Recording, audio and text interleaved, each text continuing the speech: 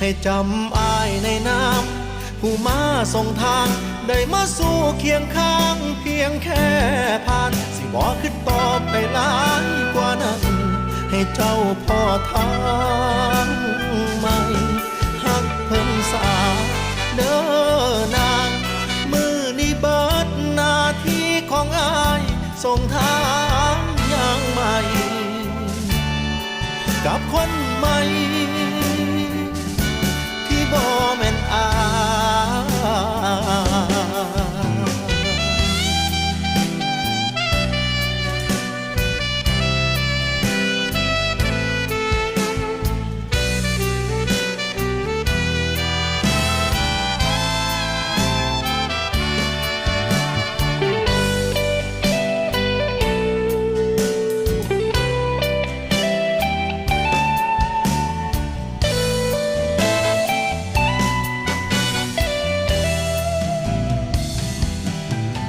บุญที่ห่วมกันมาแต่ศาสตร์ก่อน